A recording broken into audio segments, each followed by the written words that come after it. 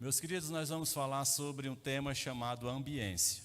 Abra sua Bíblia em 1 Coríntios, no capítulo 15, versículo 33.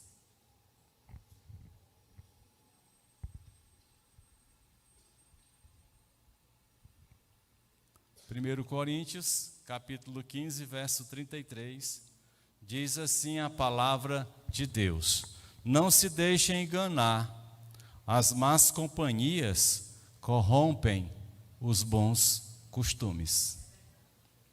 É uma das grandes verdades. Vocês já ouviram de alguém alguma coisa assim, tipo um provérbio brasileiro: me diga com quem andas e eu direi quem tu és, né? Não tem bom não. O tipo de companhia que você anda, né? Já vai dar uma ideia. Aí você diz, mas eu não sou desse jeito. Mas então a Bíblia fala que a gente deve se livrar da aparência do mal. Então, de um jeito ou de outro, a gente está no lugar errado. Tá certo? Vamos orar. Pai, nós louvamos o teu nome. Tu és Deus santo, poderoso. Tu ama o teu povo, tu és amor, Pai. Deus querido, Deus amado, eu te peço que o teu Espírito Santo fale com o pregador, fale com cada um de nós, e que o teu Espírito Santo faça a obra que te apraz, porque não é a palavra que sai da boca do pregador, mas é a palavra que sai do teu trono, que transforma, que traz nova vida para nós. Assim te oramos em nome de Jesus. Amém? Então, o texto que nós lemos, meus queridos, diz assim: não se deixe enganar, tá? Porque muita gente quer se enganar. Não, mas eu vou para aquele caminho ali, vai dar certo. Eu estou com aquele pessoal, mas eu estou ali para evangelizar. Eu estou infiltrado ali no meio, sou agente secreto de Jesus Cristo. Não se deixe enganar. As más companhias corrompem os bons costumes. Então, por que eu coloquei isso? Porque no lugar que você está, aquilo é um ambiente que você está criando.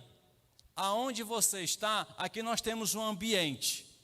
Esse ambiente, ele em tese é um ambiente que leva as pessoas a refletirem sobre algo importante: eternidade, salvação, a nossa vida como está. Por quê? Porque esse ambiente aqui, ele nos leva para esse sentido. Então, quando a gente está falando de ambiência, nós estamos falando a respeito disso. Onde é que você está passando mais tempo da sua vida? Onde você está levando a maior parte do seu tempo? E hoje a gente tem os ambientes virtuais, que também eles nos levam ou para coisas boas ou coisas más, não é? Então a ambiência é a qualidade do que é ambiente, do que rodeia os seres vivos. O meio físico, material, em que vive um ser, um animal ou um vegetal, ali é chamado de meio ambiente. Onde você está, meio ambiente, tá? Também a ambiência pode definir um espaço moral, tal como, por exemplo, a ambiência cultural, a ambiência política e a ambiência social. Quando a gente fala de ambiência política, estamos falando em você buscar um conhecimento maior, não de partidarismo, mas de se envolver com o conhecimento legal daquilo que se trata, tá? Saber mais como é que andam as coisas, como elas funcionam, tá? E a ambiência social. O ambiente é tudo que rodeia ou envolve os seres vivos ou as coisas. Um recinto, espaço, ambiente em que se está ou vive. Também é um conjunto de condições sociais, morais ou condições intelectuais que rodeiam o indivíduo e que podem influenciar sua vida. É dado também o nome de ambiência ou meio ambiente. Então, por exemplo, a gente quando vê falar em facção, tem um grupo de pessoas ali, aquilo é um ambiente, é um tipo de vida, é um estilo de vida, é uma maneira de viver. E você vai ver pessoas que elas têm um comportamento. Quando você vai para um ambiente tipo, a gente ouve falar muito na televisão, a Cracolândia. Qual é o tipo de pessoa que está vivendo ali?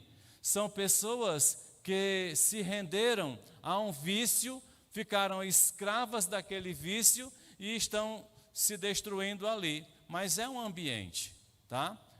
Então a gente precisa entender que por onde a gente vai o nosso caminho, nós estamos dentro do ambiente. E nós sabemos que o ambiente, ele vai ser o produto, tá? É o produto que vai resultar nossas atitudes. É o local onde vai, na verdade, gerar o nosso comportamento, é o ambiente. Porque o homem, a gente sabe que alguns filósofos afirmam que o homem é o produto do meio. Na verdade, quem falou isso para os estudiosos, os que estão se preparando para o Enem, é Jean-Jacques Rousseau. Ele fala que o homem é produto do meio. Uns concordam, outros não. Mas a Bíblia diz que as más companhias, que é o meio, corrompem os costumes bons, então parece que ele está indo no caminho certo do seu entendimento. Então, dificilmente nós vamos encontrar uma manga num pé de cajueiro. Aliás, não encontra, porque o cajueiro é o meio onde se produz o caju. Por isso que é difícil a gente encontrar alguém que tem uma fé em Cristo Jesus em um ambiente que não seja aquele onde a gente entende ser Jesus Cristo, Senhor e Salvador. Um ambiente onde não demonstra que Jesus Cristo é aquele que é o Senhor e Salvador, esse ambiente não é um ambiente para aqueles que acreditam ser Jesus Cristo, Senhor e Salvador. Está entendendo? Então, quando nós procuramos ir para alguns lugares, estar em alguns meios, que de repente a pessoa diz assim, aqui eu não ouvi falar de Jesus Cristo, então esse ambiente ele vai lhe impulsionar a ter um comportamento diferente, certo? Então ele diz assim, o homem é o produto do meio. Segundo a sociologia, o homem é produto do meio onde vive. Por isso, jovens que vivem em comunidades onde a criminalidade é notória, em sua maioria, acabam sem perspectivas de uma vida diferente e veem na participação criminosa um meio de sobrevivência, além de dinheiro fácil. No Rio de Janeiro a gente já viu entrevistas de pré-adolescentes e o repórter perguntando, quem você gostaria de ser? Ele aponta para o chefe da facção, queria ser ele. Porque, então, o desejo dele é estar naquele lugar de criminalidade, por causa do ambiente. E isso tem sido algo perigoso. Felizmente, a igreja, que é poderosa, viva, está atuando, ela, quando chega, consegue destruir muito desses sofismas, né? Dessas características diabólicas de destruição de comportamento, de distorção de comportamento, né? Então, por isso que há uma frase sábia lá do Rousseau que diz que o homem é produto do meio. Mas se nos tornarmos produtos do meio, quando nos tornamos produto do meio, na sequência dessa posição, nós nos tornamos pessoas egoístas. Mas pasmem, muitas vezes dentro da igreja, e quando eu falo igreja é da nossa comunidade, nós encontramos pessoas egoístas. Nós encontramos pessoas que pensam em si. Nós encontramos que elas querem a primazia. Tem. Também, se ela está nesse contexto deste filósofo, nós vamos encontrar pessoas frias. Aí dentro da nossa comunidade tem? Tem. Por quê? Porque o tempo que ela se dedica a um ambiente agradável, de crescimento espiritual, é tão mínimo. Ela não lê a palavra de Deus, não ora, não se reúne com outros irmãos em oração, em estudo bíblico. É tão pouco isso que não dá nem para iniciar uma tentativa de modificação de atitudes.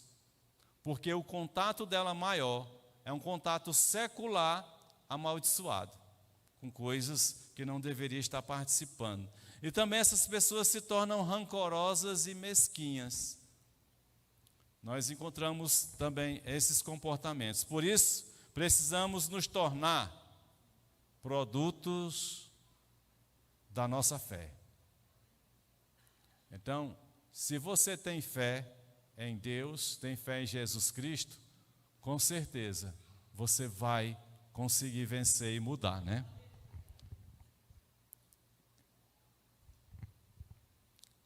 O que corrompe o homem, de acordo com este filósofo, é por conta do convívio social, que o homem torna-se mau, mesquinho e egoísta. De acordo com o filósofo, a desigualdade social é um dos principais motivos pelos quais a sociedade é capaz de corromper o homem, tá? E quando eu falo dessa questão de ambiente, o pitbull é um animal que, quando a gente fala o pitbull, todo mundo, Deus me livre, eu tenho um cachorro desse, passar perto de um cachorro desse. Olha, a fama dele é de um destruidor, né? E a primeira vez que eu tive contato lá na casa do pastor Nazareno, há muitos anos atrás, quando eu me deparei com uma cadela pitbull, né? Eu disse, rapaz, tira isso daqui de perto de mim. Ele disse, pode abraçar, pode ficar perto dela, pode passar a mão, que ela não vai fazer nada. Qual a diferença? É o mesmo animal? É, mas criados em ambiente diferente. A gente passa a mão nela, ela chega, fica perto da gente e não tem nenhuma agressão. Mas tem outros que... Tem um cachorro que andou lá perto lá de casa, chorando porque abandonaram no meio do caminho, certo? Né? Lá perto, vizinho Berg, lá, entre eu e o Berg ali. E deixaram o bicho e ele ficava lá na garagem lá de casa, chorando dia e noite porque foi abandonado. Uma tristeza. Aí um vizinho lá resolveu adotar e colocou dentro de casa. Não está com 6 meses, a gente vai passando, o bicho parece o cão, querendo avançar em todo mundo, viu? Ficou uma violência pura.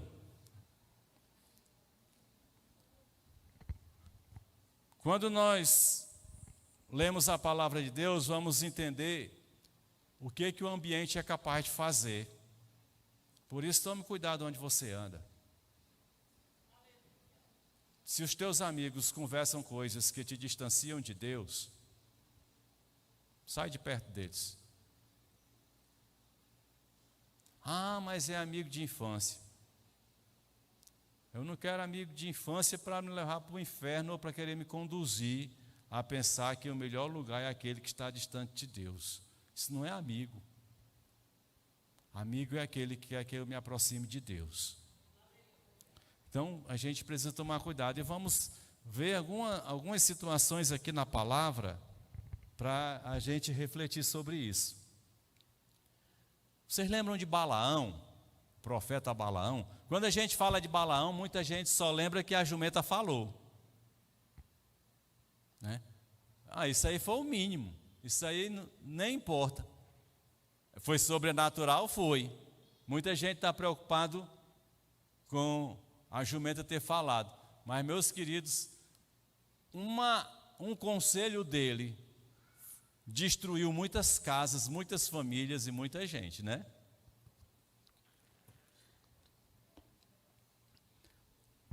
Porque ele não pôde amaldiçoar a Israel, não conseguiu, ele lançou um conselho. Se conselho fosse bom, dizem que não era dado, era vendido, né? Mas conselho é bom, mas também conselho pode ser mau. Depende de quem é a fonte aconselhadora. Você já viu, com todo respeito aí às pessoas, né? Digamos, uma pessoa que já casou 3 vezes, 4 vezes, ela aconselhar sobre casamento é muito difícil, porque as experiências dela é para essa área. E assim vai, em outras áreas também, pessoas que enganam os outros por aí, fazendo muitas coisas. Quando você se aproxima dela, você acha que ela vai dar um conselho sobre honestidade? Vai não. Tem gente que diz que nós temos que nos dar bem. E tem pessoas que querem se dar bem até dentro da igreja, né? Quer lucrar alguma coisa dentro da igreja. Terrível. Mas Balaão, ele traz um conselho aqui, olha. Números capítulo 25, versos 1 a 3. Enquanto Israel estava em Sitim, o povo começou a entregar-se à imoralidade sexual com mulheres moabitas, que os convidavam aos sacrifícios de seus deuses. O povo comia e se prostrava perante esses deuses. Assim Israel se juntou à adoração de Baal-Peor, e a ira do Senhor acendeu-se contra Israel. Já viu um namoro de 2 pessoas que pensam diferente, onde isso vai parar? Vai parar sempre para o lado que é mais forte. E geralmente, por incrível que pareça, o lado mais forte sempre é o lado do mal. Vocês conhecem a história dos moabitas, né?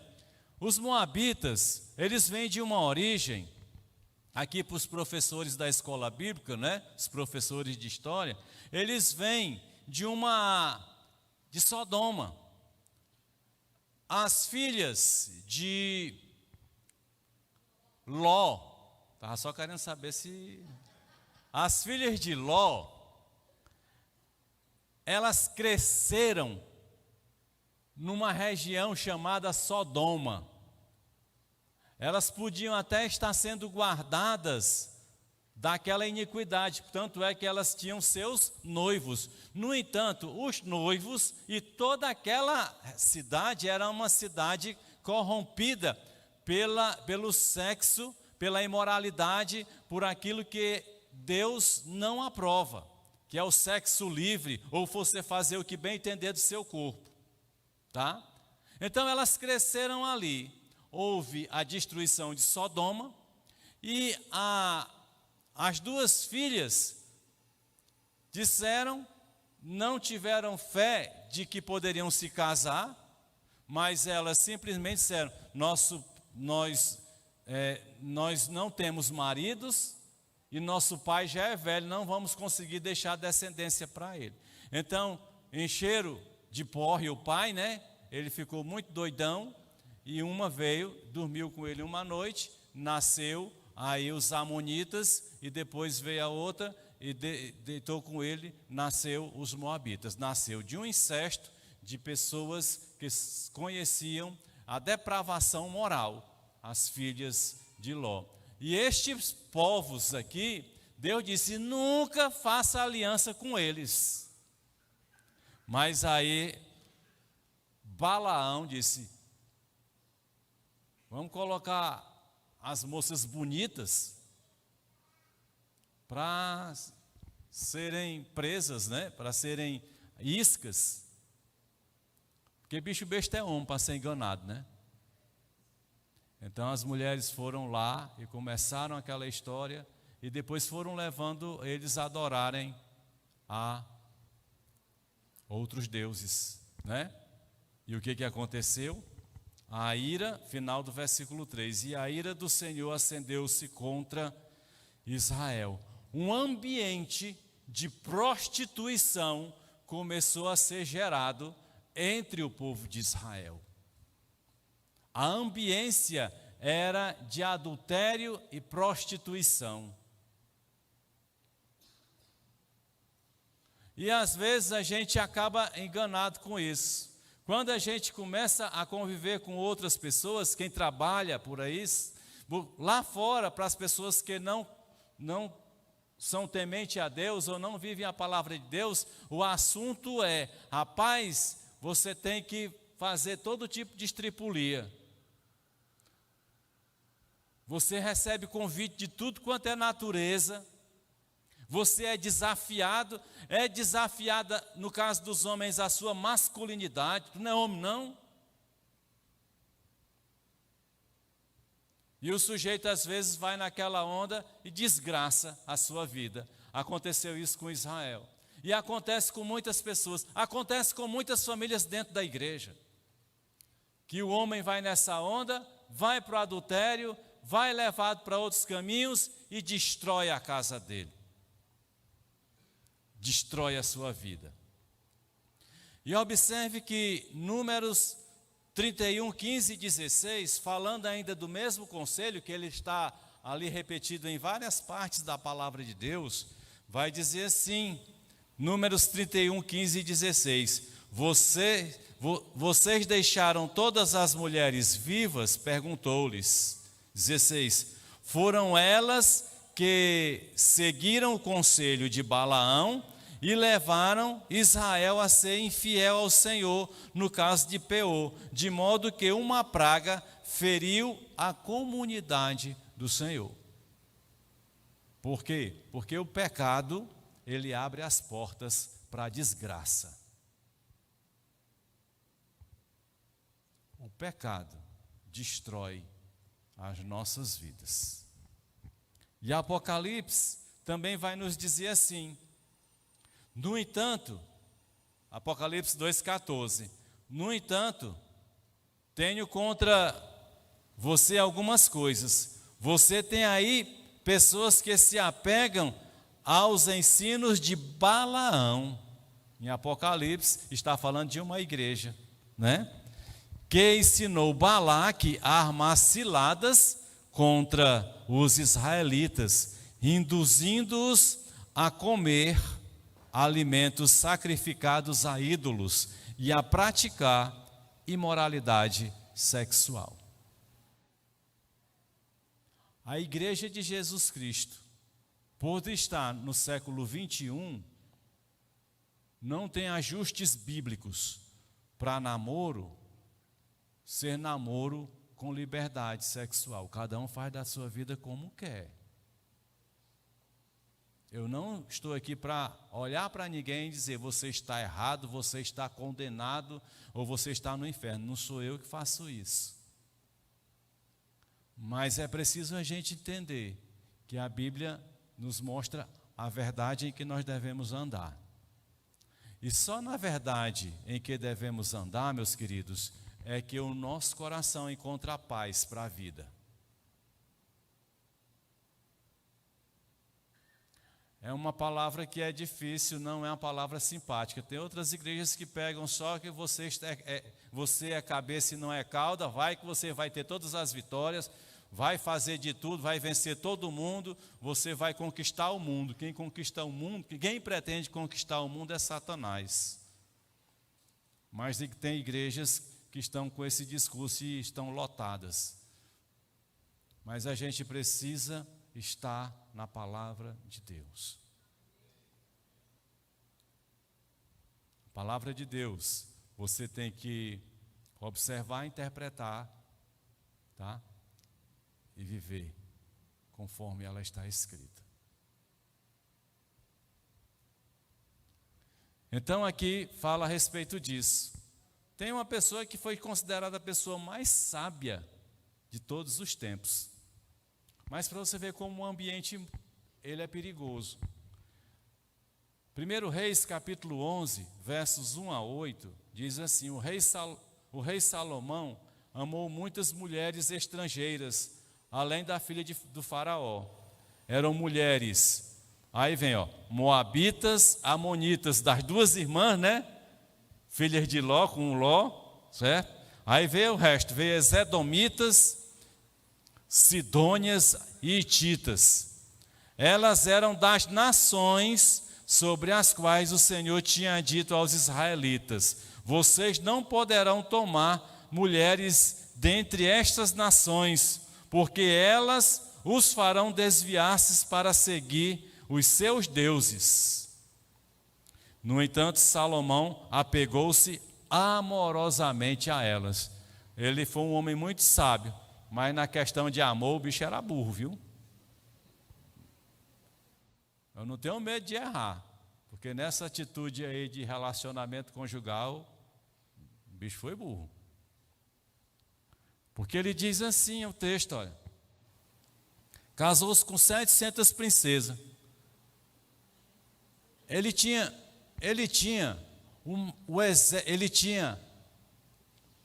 o exército mais bem aparelhado da época, que seu pai entregou para ele. Ele tinha o domínio de todas aquelas regiões, mas a sabedoria dele começou a deixar de consultar a Deus para seguir nos seus planos, porque ele dizia no seu coração: a cada princesa que eu me casar, aquela nação não vai fazer guerra comigo. E aí foi se casando com essa raça todinha. Só que esta raça era tudo aquilo que Deus não queria, que eram mulheres que eram idólatras. Mulheres que cultuavam, adoravam, se prostravam diante de deuses falsos. E ele foi nesse caminho. Aí diz, casou-se com 700 princesas e teve mais 300 concubinas. E as suas mulheres o levaram a desviar-se. À medida que Salomão foi envelhecendo, olha aí, à medida que foi envelhecendo, suas mulheres o induziram a voltar-se para outros deuses. As mulheres não se voltaram para o Deus dele. Por isso a Bíblia diz: foge da paixão da mocidade. Quando eu fazia faculdade, dizem aí os estudiosos que o maior índice de esfriamento de quem conhece a Jesus Cristo é nas faculdades. Porque você vai convivendo com aquele pessoal e eles vão te dando boas ideias de coisa ruim. Vão te vendendo pacotes desastrosos que te distanciam de Deus. Porque o pessoal que faz faculdade acha que sabe de tudo. Aqui e acolá eu encontro um estudante de direito que vai dar conselhos a meus clientes, que o cliente chega para mim dizendo: fulano é que sabe. Eu digo: ele já pelo menos concluiu a faculdade? Não, mas ele disse direitinho como é. Eu digo: pois vá para ele lá, porque eu já tenho 30 anos de luta e sei como as coisas funcionam. Mas quem está estudando, os estudantes de direito são aqueles que sabem tudo. E aí muitas vezes nessa história de entrar numa faculdade, eu não sou contra, é que nós, ao invés de chegarmos lá mostrando quem nós somos, nós nos calamos e ficamos ouvindo os que os outros dizem. E a gente até tem vergonha. Eu cheguei a estudar com a dona de um grande motel daqui, que na sexta-feira ela chegava para o pessoal que estava lá, entregando aquele, um voucher, um negócio para você chegar lá, apresentar e passar a noite todinha lá no motel. E ela dava, o pessoal pegava. Ela passou muitas vezes por mim e disse: quer um, Laércio? Eu digo: não, deixa isso para lá, não quero isso não. A tentação é grande, solteiro.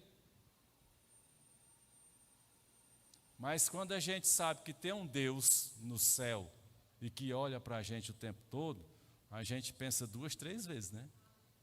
E quando a gente é temente a esse Deus, aí a gente pensa 10 vezes. Aí quando a gente sabe que esse Deus é real, é vivo e poderoso e está na gente, aí a gente não faz.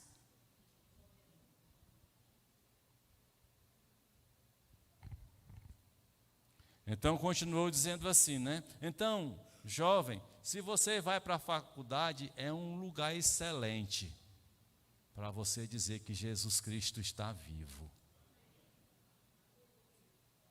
Que a sua experiência com Ele, não há filosofia, não há ideologia, não há pensamento de humanismo que tire essa experiência sua com Jesus Cristo. Não há. Não há matemática, não há criações de universo, nem nada disso que tire você da sua experiência com o novo nascimento. Hoje o pessoal fala de bullying, o pessoal fica preocupado. Bullying eu sofri. Quando chegava na escola, o professor, a primeira coisa que perguntava no primeiro dia de aula: tem algum crente aqui ou protestante? Levante a mão.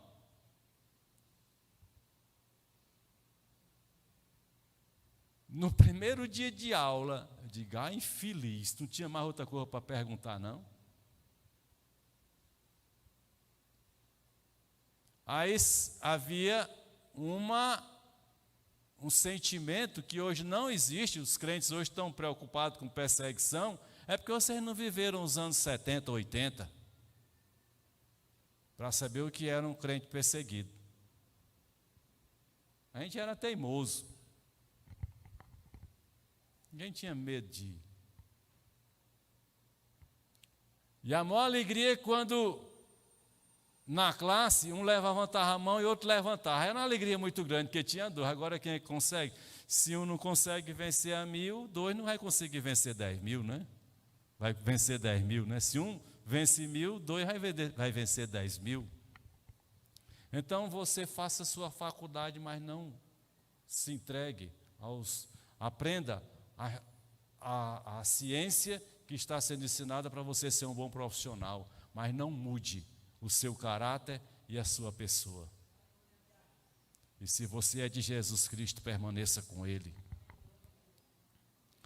E nós estamos aqui para ser luz. Então quem tem que se apagar é as trevas.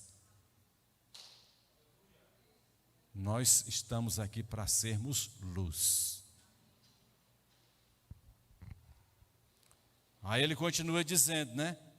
À medida que essa tal foi se envelhecendo, suas mulheres o induziram a voltar-se para outros deuses, e o seu coração já não era totalmente dedicado ao Senhor, seu Deus, como fora o coração do seu pai Davi.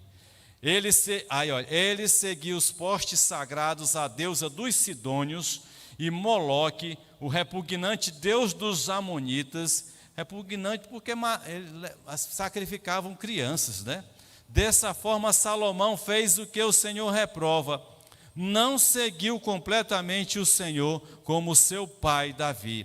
No monte que fica a leste de Jerusalém, Salomão construiu um altar para Camus, o repugnante deus de Moabe, e para Moloque, o repugnante deus dos Amonitas. Também fez altares para os deuses de todas as outras mulheres estrangeiras que queimavam incenso e ofereciam sacrifícios a ele. Era o ambiente onde ele estava, só com essas mulheres idólatras, e as mulheres foram ali insistindo com ele, eles foram fazendo aquilo.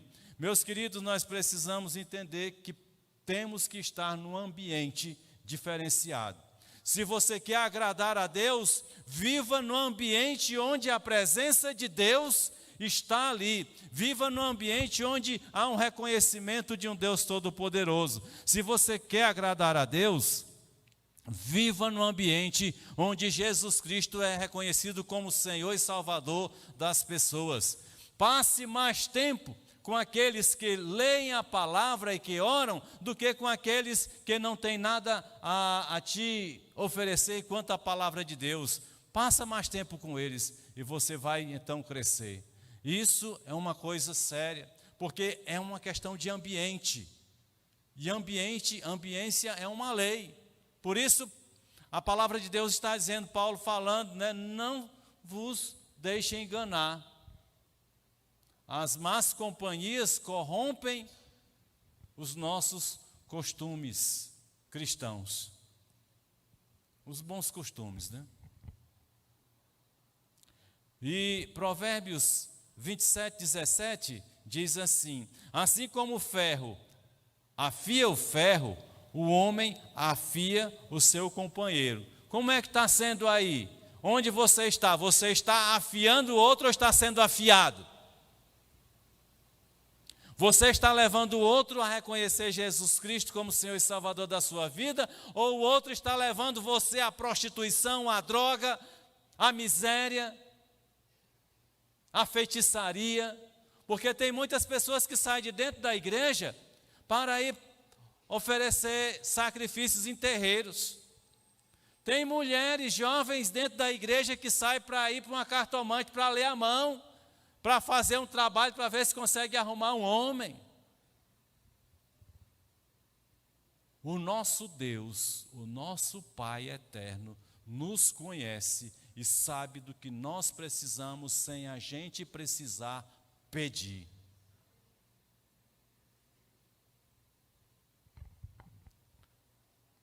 Mas, assim como o ferro afia o ferro, o homem afia o seu companheiro.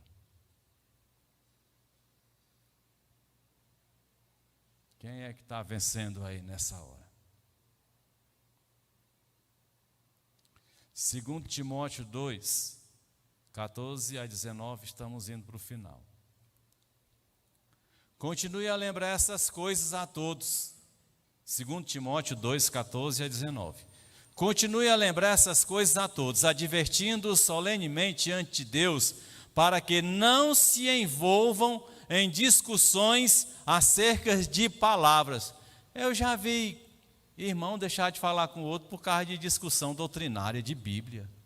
Misericórdia. Isso é um debate carnal. Porque quem tem Jesus Cristo não está preocupado em debates de palavras ou de conceitos. Está desejoso de viver a palavra de Deus em si. Quem conhece Jesus Cristo, meus queridos, não está preocupado se o outro vai mudar, está querendo ele próprio mudar. É uma diferença. O meu cuidado é comigo em mudar, interceder pelos outros. Eu estou morto e preocupado com fulano que ele está fazendo coisa errada. Preocupe-se com você e ore por ele. A diferença é essa. Mas ele diz assim, em discussões acerca de palavras, isso não tem proveito e serve apenas para perverter os ouvintes. A palavra de Deus já previa as discussões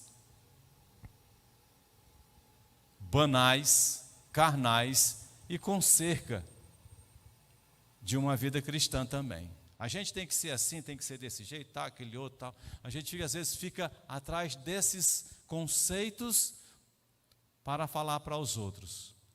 Às vezes nós conhecemos a palavra de Deus. Ela está na nossa cabeça. Tem pessoa que é capaz de recitar a Bíblia quase toda decorada. Mas qual efeito ela está fazendo dentro de você?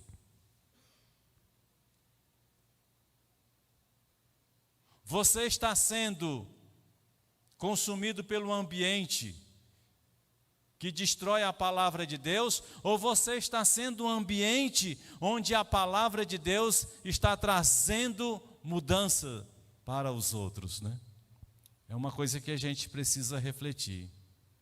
Por isso ele diz assim, olha, versículo 15: procura apresentar-se a Deus aprovado, como obreiro que não tem do que se envergonhar, que maneja corretamente a palavra de Deus. Até um tempo atrás eu achava que manejar corretamente a palavra de Deus era quando o pregador ia dizer assim, abra a Bíblia em Amós, eu já sabia onde era. Eu digo, eu manejo bem a palavra, encontrei no instante.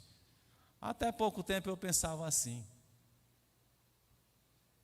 Porque às vezes são os ensinamentos que a gente recebe, né? Manejar bem a palavra, tal, é ligeiro aqui, eu encontro no instante um texto. Só que não tem nada a ver, não é isso. Quando ele diz assim, olha, procura apresentar-se a Deus aprovado como obreiro que não tem do que se envergonhar. Fala de procedimento, comportamento, que maneja corretamente a palavra da verdade. Sabe o que significa? Eu aprendi. Aplica e vive a palavra de Deus. Aplica e vive. Ah, é muito difícil. É não. Quando a gente diz que é muito difícil, é porque a gente quer viver na carnalidade. Mas aqui ele tem coisas para nos ensinar ainda nesse texto. Ele diz, evite as conversas inúteis e profanas. Às vezes a gente está conversando miolo de pote, falando da vida dos outros, né? Aliás, não tem um assunto mais, assim, apetitoso em algumas mesas do que falar da vida dos outros, né? De que teu irmão no prato principal ou na sobremesa. Mas evite as conversas inúteis e profanas, pois os que se dão a isso prosseguem cada vez mais para a impiedade. As pessoas que falam mal dos outros, elas não conseguem viver a palavra de Deus. Pode saber a Bíblia. Pode ter 500 anos de evangelho. Ser um Highlander do evangelho, né? Estou falando do seu filho não, viu, irmã? Mas é do personagem. O ensino deles alastra como câncer. Entre eles estão Himeneu e Fileto. Já tinha umas peças lá, perturbando lá Paulo, perturbando Timóteo, né? Falando mal dos outros. E diz, estes se desviaram da verdade, dizendo que a ressurreição já aconteceu, e assim há alguns pervertem na fé. Entretanto, 19, o firme fundamento de Deus permanece inabalável e selado com esta inscrição. Olha, o firme fundamento de Deus permanece inabalável e selado. O plano eterno de Deus não sofreu modificação, não sofrerá. Ele continua seguindo no propósito em que Deus assim o estabeleceu. E diz assim a inscrição: o Senhor conhece a quem lhe pertence, e afaste-se da iniquidade todo aquele que confessa o nome do Senhor. Se você diz que confessa o nome do Senhor e anda na iniquidade, a iniquidade neutralizou, porque pelo procedimento você neutralizou a fala. Então você pode dizer que confessou o Senhor Jesus, mas o seu testemunho, o seu procedimento é contrário à palavra de Deus. Este último neutraliza o que você diz que acredita. Esse é um caso sério. E a iniquidade, meus queridos, segundo a Bíblia, é que o iníquo é um indivíduo que está acostumado a pecar, não se importando mais com as consequências ou tendo vergonha de cometê-lo. Quando você está pecando, sabe que está pecando, mas não está nem aí, você virou um iníquo, segundo a palavra de Deus. E tem muita gente que depois de 5, 10, 15, 20 anos na igreja, está fazendo coisas erradas e não está nem aí, então ela não é filho de Deus, ela é um iníquo. Porque as suas atitudes e o seu comportamento é quem denuncia quem ela é. Então, meus irmãos, que nós possamos realmente confessar aquele que é o nosso Senhor, Jesus Cristo, e que nós possamos viver com Ele, e que nós possamos fazer da nossa casa, a começar da nossa casa, um ambiente onde a presença de Deus seja real. E daí por diante, nós, onde estivermos, seremos ambiente para mudar a vida dos outros. Que possamos ser essa ambiência. Que este lugar seja um lugar tão leve, tão livre, para Deus agir, porque cada um de nós está construindo esse ambiente.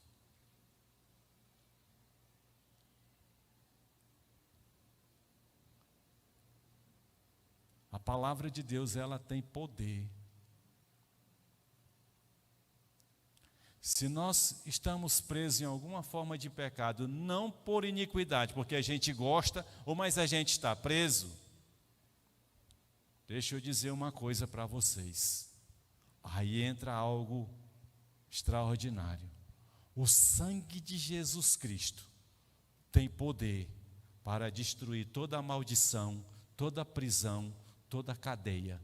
E o sangue de Jesus foi derramado naquela cruz do Calvário exatamente para nos tornar livres. Para sermos um ambiente livre de corrupção. E eu queria que você fechasse seus olhos.